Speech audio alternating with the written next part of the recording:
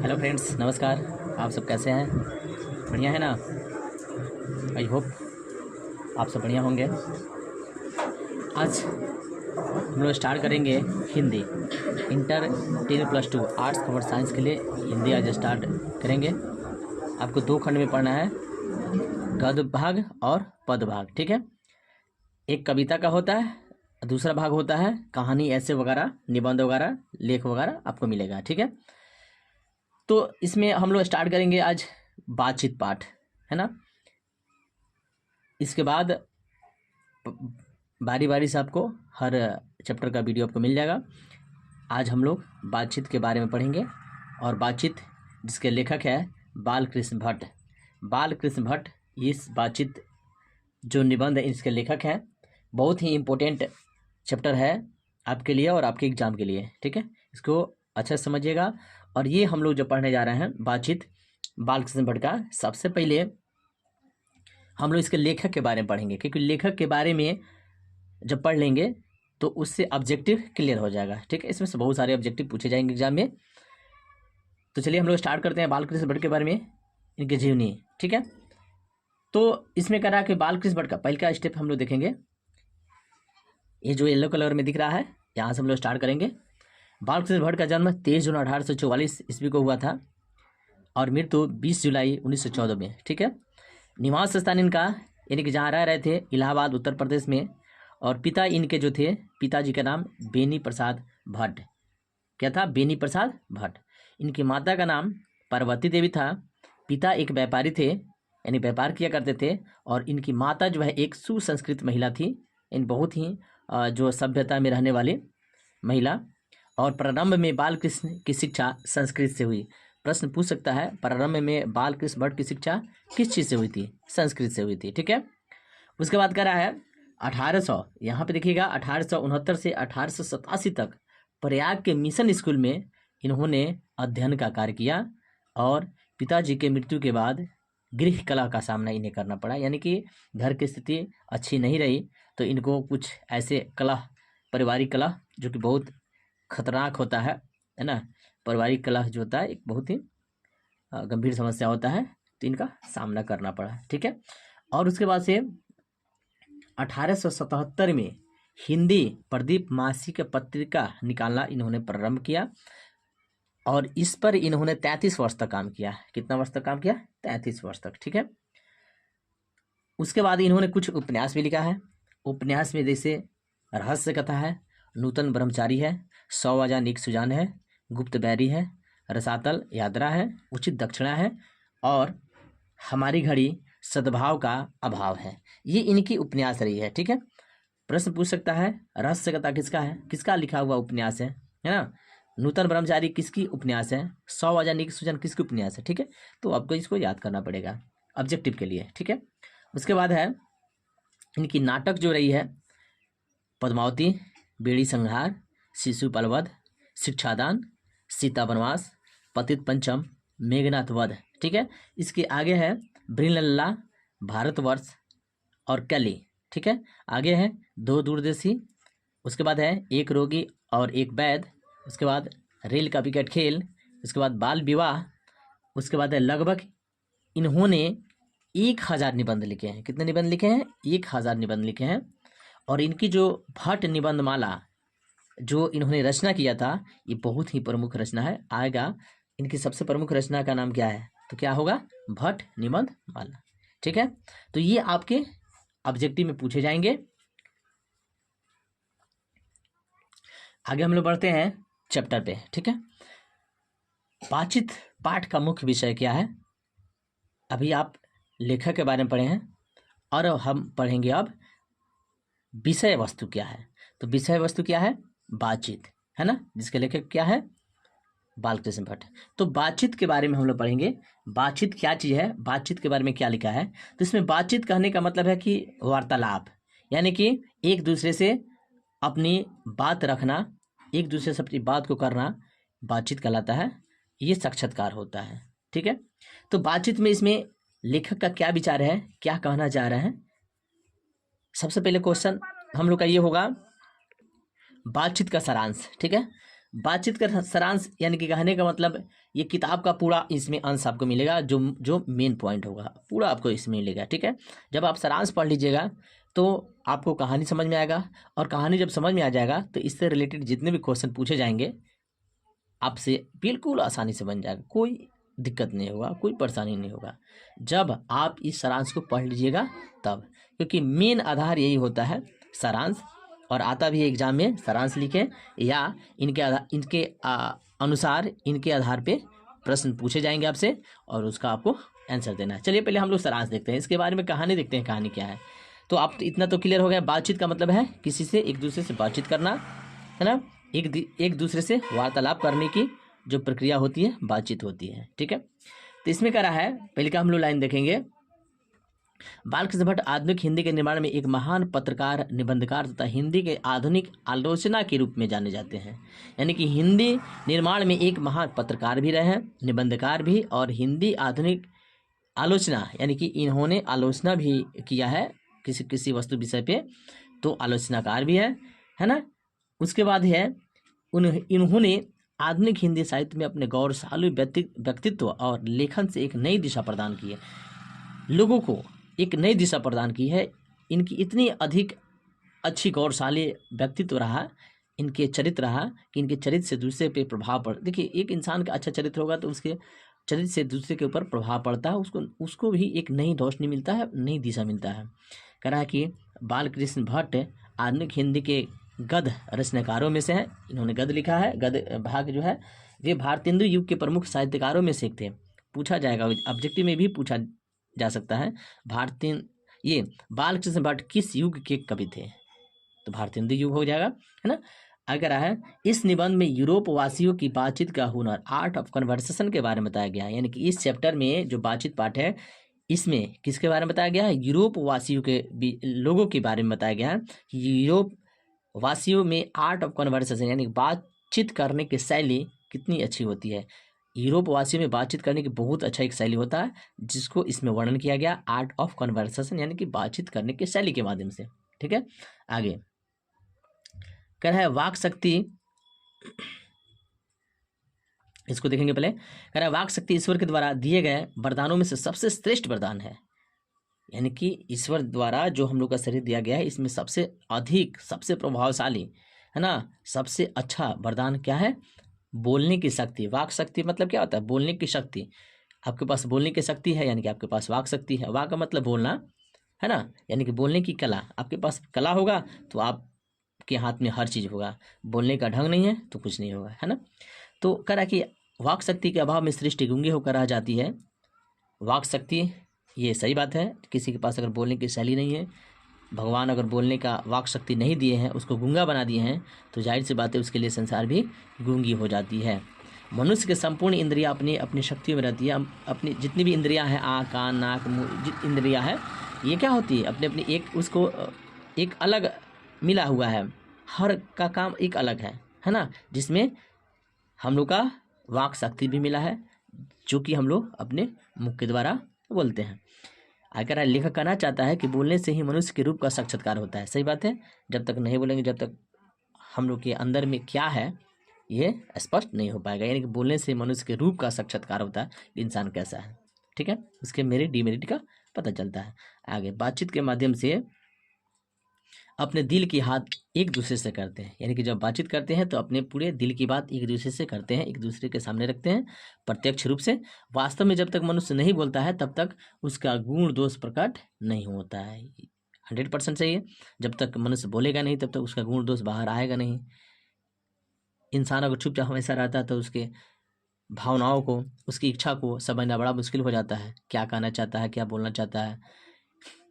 लेकिन जैसे ही वह बोलता है तो उससे बोलने से क्या होता है, उसकी हर चीज़ की भावनाओं को हम लोग समझ जाते हैं, ये क्या कहना चाह रहा है, ठीक है। तो बोध अगर है दो व्यक्तियों में बातचीत सही हो सकती है, दो व्यक्तियों के बीच में बात सही हो सकती है तथा उनकी भावनाओं को समझा जा सकता है।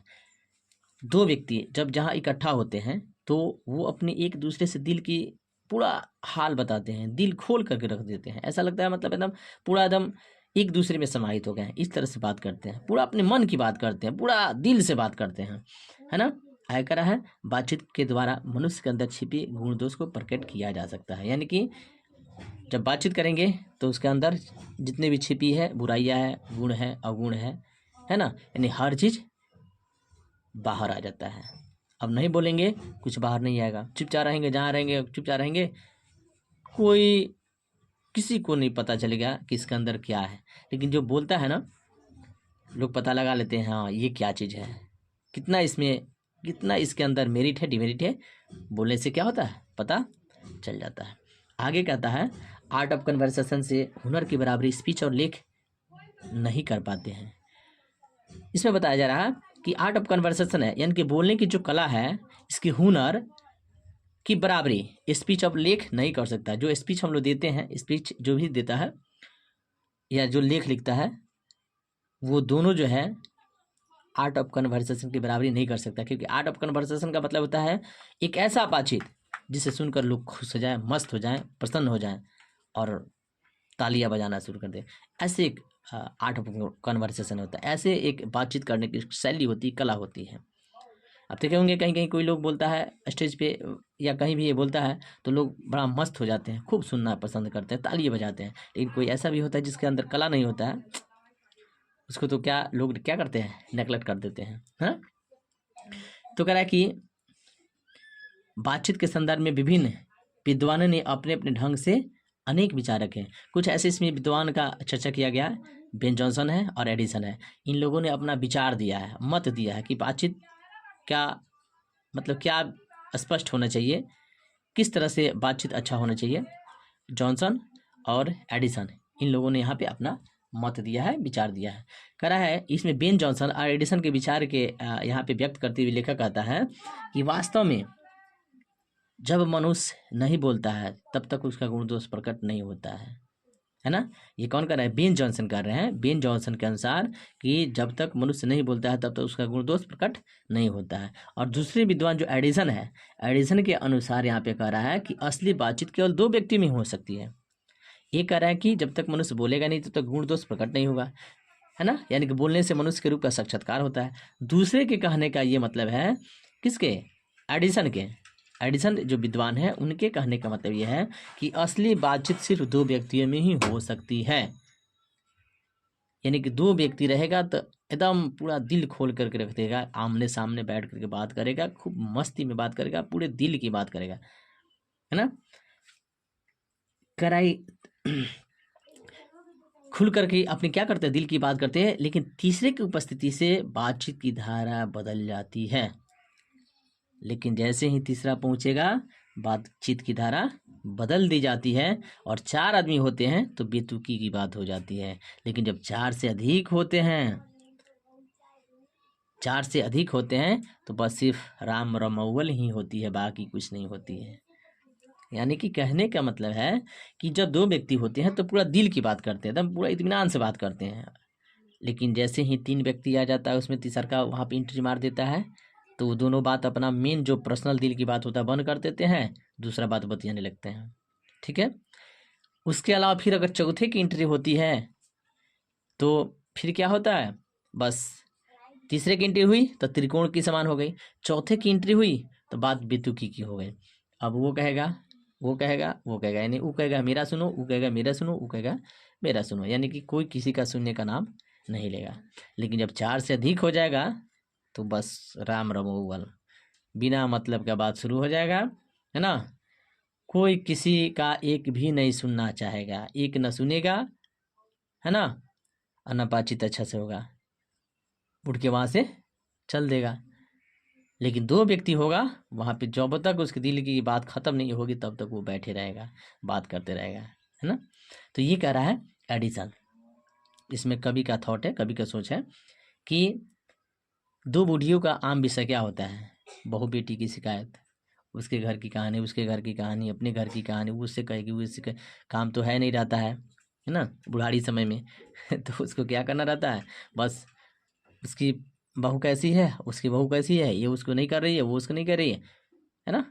और जहाँ दो बूढ़े होते हैं उनका भी यही हाल होता है, काम धाम से मतलब नहीं रहता है, क्योंकि काफ़ी एजेड हो चुके रहते हैं, काम से उनकी जो है स्थिरता हो जाती है तो वो क्या करेंगे, उसका शिकायत। हमारे ज़माने में ये हुआ करता था।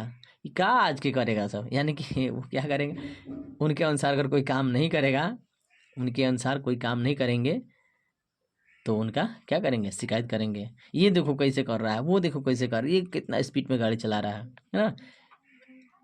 ये इन तरह तरह की बातें करके क्या करते हैं, शिकायत मतलब करते रहते हैं। ठीक है, आगे कह रहा है बातचीत एक ऐसी शक्ति है कि दुश्मन को भी अपने वश में कर लेते हैं। बातचीत, देखिए बातचीत करने की जिसमें शैली होती है, कला होती है, वो क्या होता है, वो हर किसी को अपने बस में कर लेता है। क्योंकि बात करने का तरीका होता है, देखते हैं ना दुकानदार को या किसी भी व्यक्ति को जिसके पास बात करने की कला होती है, उसका खूब दुकान चलता है, खूब बढ़िया चलता है, क्योंकि वो सबको अट्रैक्शन करना जानता है, ऐसी बातें करेगा। लेकिन जो खिसियाइले है, बैठे है खिसिया के हमेशा जहाँ रहता है खिसियाइले रहता है, उसे तो सब कोई क्या करते हैं, दूर भागे रहते हैं। ठीक है, चलिए ये हुआ आपका सारांश। अब कह रहा है कि बातचीत की कला, आर्ट ऑफ कन्वर्सेशन क्या है, यानी कि अब आपको बताना है आर्ट ऑफ कन्वर्सेशन क्या है, यानी बातचीत की कला क्या है। तो यहाँ पे कह रहा है कि ये निबंध जो है बातचीत, इस निबंध में जो है बातचीत की शैली यानी कि वाक्य शक्ति के बारे में बताया गया है। तो यहाँ पे आंसर लिखा हुआ है आपके, इसका आंसर लिखा हुआ है, इस निबंध में वाक शक्ति के महत्व तथा आर्ट ऑफ कन्वर्सेशन के आकर्षक शक्ति के बारे में बताया गया है। ठीक है, यूरोप के लोगों का आर्ट ऑफ कन्वर्सेशन जो होता है सबसे प्रसिद्ध है, यानी कि इसमें बताया गया कि यूरोप वासियों का जो आर्ट ऑफ कन्वर्सेशन होता है, जो बात करने की शैली होती है, काफ़ी प्रसिद्ध है ना। अगर वार्तालाप की कला, आर्ट ऑफ कन्वर्सेशन के का बराबरी स्पीच और लेख भी नहीं कर सकता है, यानी कि सारांश में भी आपको बताया गया है कि इसकी बराबरी जो है, यानी बातचीत करने की शैली की बराबरी जो है स्पीच और लेख भी नहीं कर पाता है।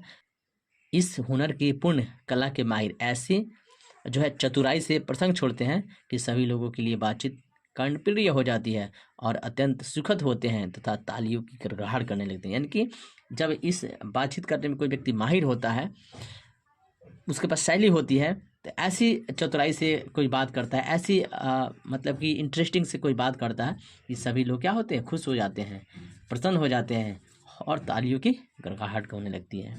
ठीक है, अच्छा आगे क्वेश्चन कर रहा है बातचीत के संबंध में, यहाँ तक हम लोग क्लियर हो गया। आगे क्वेश्चन है बातचीत के संबंध में बेन जॉनसन और एडिसन के क्या विचार हैं। ठीक है, अब इसमें दो समरी भी पढ़े हैं, सारांश पढ़े हैं, तो उसमें आपको मिला हो बेन जॉनसन और एडिसन के बारे में। ठीक है, तो दोनों के अब अलग अलग विचार लिखना है कि क्या विचार है। तो कह रहा है कि मनुष्य का गुण दोष प्रकट करने के लिए बातचीत आवश्यक है ना। मनुष्य का गुण दोष प्रकट करने के लिए बातचीत आवश्यक है। जॉनसन के अनुसार बोलने से मनुष्य के गुण दोष यानी रूप का साक्षात्कार होता है ना। ये कह रहे हैं, जॉनसन क्या कह रहे हैं, बोलने से मनुष्य के रूप का साक्षात्कार होता है।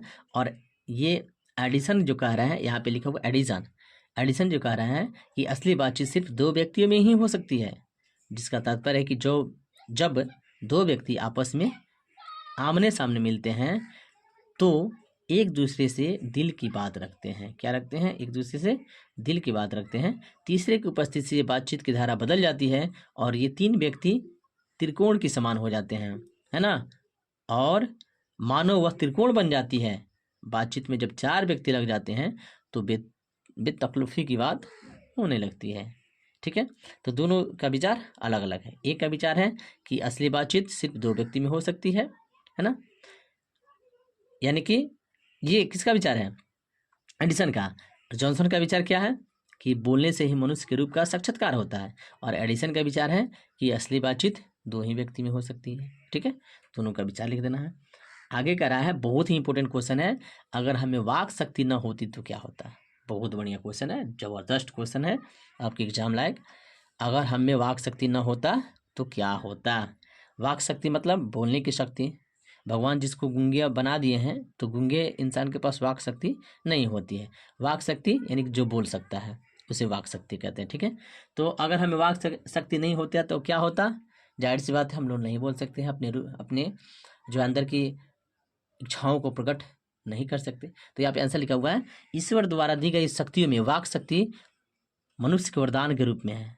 ये हम लोग को वरदान मिला है ना। वाक शक्ति के अनेक फायदे हैं, बोलने से तो हर चीज़ का फ़ायदा है, हर चीज़ हम लोग संभव कर सकते हैं। स्पीच या लेख इसका बराबरी नहीं कर सकता है, यानी बोलने का बराबरी जो है स्पीच और लेख भी नहीं कर सकता है। बातचीत से मनुष्य के रूप का साक्षात्कार होता है। वाक शक्ति के अभाव में सृष्टि गूंगी रहती है। बोलेंगे हमारे अंदर का साक्षात्कार होगा, हमारे रूपों का साक्षात्कार होगा, हमारे मेरिट डिमेरिट का साक्षात्कार होगा। और वाक शक्ति के अभाव में क्या होता है, सृष्टि गूंगी रहती है। जिसके पास भगवान नहीं दिए हैं बोलने की शक्ति, वाक शक्ति नहीं दिए हैं, कंठ जो है नहीं खुल पाता, नहीं बोल पाती, तो उसके लिए क्या है, संसार गूंगी रहती है, सृष्टि गूंगी रहती है। वाक शक्ति के अभाव में मनुष्य अपनी दिल की बात जो है इंद्रियों द्वारा करता है। जिसके पास बोलने की शक्ति नहीं है, जिसके पास वाक शक्ति नहीं है, क्या करता है, देखे ना गूंगे व्यक्ति को किसी सामान की जो है उसको मांग करना होता है तो इशारे से करता है, बेचारा कितनी तकलीफ होती है ना। और कह रहा है सबसे विकट स्थिति तब होती है जब आपस में संवादहीनता की होती है, यानी संवादहीन होता है, बेचारा बेचारा बात नहीं कर सकता है, कितनी तकलीफ होती है ना। अगर बातचीत जहाँ दो व्यक्तियों का प्रेम पूर्वक संलाप है, यानी बातचीत यानी कि दो व्यक्तियों का प्रेम पूर्वक यानी कि खूब खुशी पूर्वक एक दूसरे से दिल की बात कहने का मतलब संलाप यानी बातचीत करना है। वाक शक्ति के अभाव में व्यंग्यात्मक बात कहकर ताली बटोरना भी संभव नहीं होता है।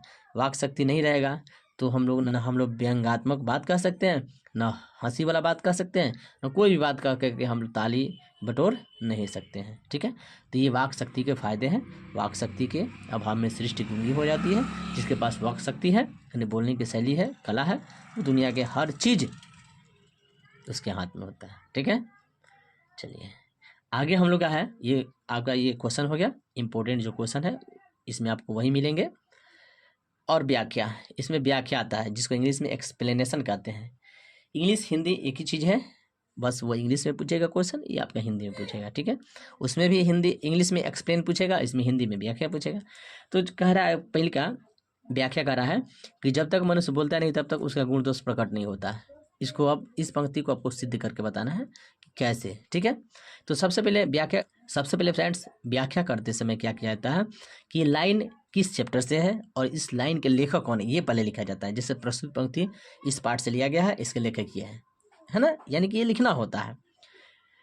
ये लिखने के बाद क्या होता है, उसके बाद इस लाइन के बारे में लिख देना रहता है कि इस लाइन का मतलब क्या होता है। ठीक है, तो यहाँ पे क्या कह रहा है आंसर कि निबंधकार बालकृष्ण भट्ट द्वारा रचित बातचीत शीर्षक ललित निबंध से लिया गया है। ठीक है, ये जो बातचीत पाठ जो है जिसके लेखक कौन है, बालकृष्ण भट्ट, ये क्या चीज़ से लिया गया है, बातचीत शीर्षक ललित निबंध से लिया गया है। ये कोई क्या है, ललित निबंध है। ठीक है, इस पंक्ति के माध्यम से लेखक कहना चाहते हैं कि बोलने से ही मनुष्य के रूप का साक्षात्कार होता है। क्योंकि ऊपर लिखा हुआ है जब तक मनुष्य बोलता है नहीं तब तक उसका गुण दोष प्रकट नहीं होता है, यानी इसको बताना है। यानी कि इसके मतलब ये हुआ कि लेखक कहना चाहते हैं कि जब तक मनुष्य बोलता नहीं तब तक उसके रूप का साक्षात्कार नहीं होता है। बातचीत के क्रम में ही मनुष्य अपने दिल की बात एक दूसरे से करते हैं। जब तक मनुष्य नहीं बोलता है तब तक उसका गुण दोष प्रकट नहीं होता है। यानी कि बातचीत के द्वारा मनुष्य की भावनाओं और चाहत को समझा जाता है। उसकी भावना क्या, उसकी चाहत क्या, उसकी जो है क्या चीज़ कहना चाह रहा है ना। जब तक नहीं बोलेगा न चाहत समझेंगे न उसकी भावना समझेंगे, है ना। उसकी कुछ नहीं समझ सकते हैं, बोलने से ही सब कुछ समझा जाता है ना। किसी से आपको किसी चीज़ की आवश्यकता है, जब तक किसी से नहीं कहिएगा तब तक आपकी आवश्यकता को कोई पूरा करेगा नहीं करेगा। ठीक है, अगर है लेखक का कथन है कि बातचीत वह केंद्र बिंदु है जिसके द्वारा मनुष्य के अंदर छिपे हुए गुण दोष को प्रकट किया जा सकता है। बातचीत एक ऐसा कला, एक ऐसा चीज है जिसके द्वारा मनुष्य के अंदर कितना ही छिपा के रखा है, लेकिन जब बतियाने लगेगा ना तो कभी ना कभी वो अपना रूप में आइए जाएगा। अगर अच्छा इंसान होगा तो हमें कहीं बतियाएगा तो अच्छा तरीका से बतियाएगा, लेकिन जो जिसके अंदर छल कपट, जिसके अंदर मैल बैठा है, जिसके अंदर अनेक प्रकार की बुराइयां हैं, तो छुपाते छुपाते जाएगा, एक ना एक दिन उसका ये रूप बाहर आ ही जाएगा, पता चल जाता है कि किस कैटेगरी का है। ठीक है, आगे हमारी वाणी ही हमारी भावनाओं का सफ़र तय करती है। यानी कि हमारी बोली, वाणी मतलब बोली, हमारी बोली ही भावनाओं का सफ़र तय करती है ना। यदि जीव को काबू में नहीं किया गया तो सब कुछ नष्ट हो सकता है। यानी कि हमारी वाणी, हमारी बोली, हमारी भावनाओं का सफ़र तय कराती है, यानी कि सफ़र में सफलता दिलाती है। अगर हमारी वाणी, हमारी बोली पर संयम नहीं रखा जाए, अपनी जीभ पर संयम नहीं रखा जाए तो यानी कि हर चीज़ बर्बाद हो सकता है। बोली ऐसा चीज़ ना, कहा जाता है जुबान से निकली बोली और बंदूक से निकली गोली कभी वापस नहीं आती। जो निकल गया वो निकल गया, है ना। लाख प्रयास करेंगे लेकिन एक बार जो कह दिए फिर दोबारा वापस लिया जा सकता है? नहीं लिया जा सकता है। सॉरी बोलने से क्या चलता है? लेकिन याद तो रहेगा ना कि बोला है ना। जो निकल गया निकल गया। कह रहा है कि हो सकता है, बेंसन ने कहा है, बोलने से ही मनुष्य के रूप का साक्षात्कार होता है ना। यानी कि हमें, इसका मतलब यह है कि हमें अपने बोली पे संयम रखना चाहिए, हमें अपने जो है जीभ पे कमांड रखना चाहिए। और बहुत अच्छा एक दोहा बोले हैं रहीम, रहीम जी का बहुत एक अच्छा दोहा है। रहीमन जीवा बावरी कही गई सड़क पतार, आपू तो कहीं भीतर गई जूती खात का पार। वही थी ज़बरदस्त ये दोहा है ना। इसको वीडियो में मैंने दोहा का एक्सप्लेन करके बताया भी है, एक वीडियो बनाया था इसका दोहा का, है ना। बहुत अच्छा दोहा है। तो ये हम लोग का रहा व्याख्या, ठीक है। आगे है व्याख्या कर, हमारी भीतरी मनोवृत्ति प्रतिक्षण नए नए रंग दिखाया करती है। वह प्रपंचात्मक संसार का एक भारी आईना है जिसमें जैसी चाहो वैसी सूरत देख लेना, ठीक है। बहुत ही ये भी अच्छा क्वेश्चन है व्याख्या के लिए। आपके एग्जाम में आने वाले सब क्वेश्चन है, जो इसमें इम्पोर्टेंट है वही दिया गया है, ठीक है। हर हालत में आएगा, है ना। और मेरे जो ऑफलाइन वाले स्टूडेंट पढ़े होंगे, जिनको हिस्ट्री ज्योग्राफी पॉलिटिकल सारा चीज़ पढ़ा दिया गया है, वो तो इस सेंटर एग्जाम में देख ही लिए होंगे कि कितना मेरा आया हुआ है। 100% बनेगा तो बनेगा, ठीक है। आप अगर ऑनलाइन वाले हैं तो आप भी ध्यान दीजिएगा इस बात पे, 100% आएगा, 100% आएगा, ठीक है। कह रहा है कि ये जो पंक्ति जो है ये बातचीत पाठ से लिया गया है, यानी कि लिखना है आपको। प्रसिद्ध पंक्तियाँ बालकृष्ण भट्ट द्वारा रचित ललित निबंध बातचीत शीर्षक से लिया गया है ना। और इसमें इस पंक्ति के माध्यम से लेखक क्या बताना चाहते हैं कि हमारे भीतर की छिपी हुई जो प्रतिभा होती है, यानी हमारे अंदर जो छिपी हुई डिमेरिट मेरिट होता है, उसको रेखांकित करने का प्रयास किया, यानी उसको बाहर लाने का प्रयास किया, उसको उजागर करने का प्रयास किया है कि ये मनुष्य के अंदर जो है अनेक प्रकार की जो है मानसिक स्थिति मनोवृत्ति चलती रहती है और ये पहलूनुमा है। जब तक वो नहीं बोलेगा जब तक उसका बाहर नहीं आएगा। यानी कि कहने का मतलब एक बहुत बड़ा हमारे अंदर ये एक क्या है, बातचीत जो हम लोग करते हैं, एक हम लोग का समझिए आईना है ना, एक बहुत बड़ा आईना है। अगर हम लोग अपनी इस बात को पूर्ण रूप से जब स्पष्ट करते हैं, यानी कि लोगों को दिख जाता है कि ओह ये कैसा इंसान है, इसके अंदर क्या है, इसके मन में क्या चल रहा है। जिस प्रकार से हम लोग ऐनक देख लेते हैं तो ऐनक में अपना जब चेहरा देखते हैं, अपने शरीर को देखते हैं तो पूरा स्पष्ट दिखाई देता है ना कि हमारे चेहरे में कहाँ दाग लगी हुई है, कहाँ क्या है, कहाँ नहीं है, सारी चीज़ दिख जाते हैं। उसी प्रकार से हम लोग के अंदर का एक जो एक मानस पटल पे, जो अंदर हृदय पटल पे क्या होता है, एक चलचित्र के समान चलते रहता है ना। मन हम लोग का कभी कुछ है ना, ऐसे भावनाएं चलती रहती है। लेकिन जैसे बोलते हैं तो वैसे ही लोगों को ये स्पष्ट दिख जाता है कि इसके अंदर क्या है, ठीक है। तो ये एक ऐनक की तरह होता है जो कि दूसरे किसी को दिख जाता है, हमारे अंदर की कमी, हमारे अंदर की मेरिट, हमारे अंदर की डिमेरिट, जिस प्रकार से हम लोग आईना में देखते हैं, ठीक है। ये प्रतिक्षण क्या करती है, अपने नए नए रंग दिखाया करती है। यानी कि जैसे आज हम जिस रूप में होते हैं जरूरी थोड़ी ना है कल उसी भाव में रहेंगे, कल तो हो सकता है भाव मेरा चेंज हो जाए। यानी कि आज सुखी में है तो हो सकता है कल दुखी में रहेंगे, आज दुखी में है हो सकता है कल सुखी में रहेंगे। यानी कहने का मतलब है कि ये क्या करती है, अपनी रंग दिखाया करती है। लेकिन इस पर काबू करना, हम अपनी जीभ पर काबू करना, ये हम मनुष्य का कर्तव्य होता है कि ऐसे बानी बोले, ऐसे बोली बोले ताकि दूसरे किसी को ठेस न पहुंचे, ठीक है। तो ये रहा आज का हिंदी बातचीत पाठ, ठीक है। तो आपका ये समाप्त हुआ। फिर नेक्स्ट बार वीडियो में आपको फिर दूसरा वीडियो मिल जाएगा दूसरे चैप्टर का। तब तक के लिए जय हिंद जय भारत।